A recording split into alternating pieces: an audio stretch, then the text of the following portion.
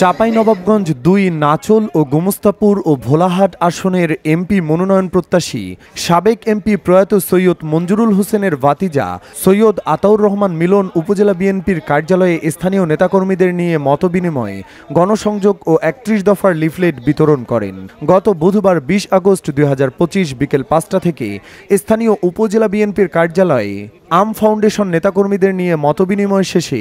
উপজেলার সদর ইউনিয়নের বাচ্চামারিহাট, ফুটানি বাজার, আলালপুর, শিকারীসহ গুরুত্বপূর্ণ স্থানে তিনি গণসংযোগ ও ৩১ দফার লিফলেট বিতরণ করেন। সংবিধান ও রাষ্ট্র ব্যবস্থার গণতান্ত্রিক সংস্কার এবং অর্থনৈতিক মুক্তি ও সুশাসন, উন্নত বাংলাদেশ গড়ার লক্ষ্যে ৩১ দফা বাস্তবায়নের মাধ্যমে বৈষম্যহীন,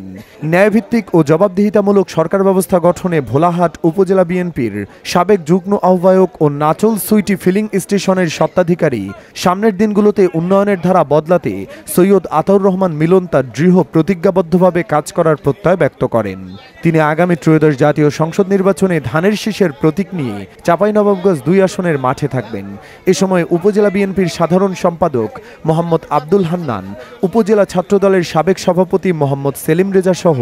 উপজেলা বিএনপি ও তার অঙ্গ সংগঠনের নেতাকর্মী সহ গণসংযোগে উপস্থিত ছিলেন।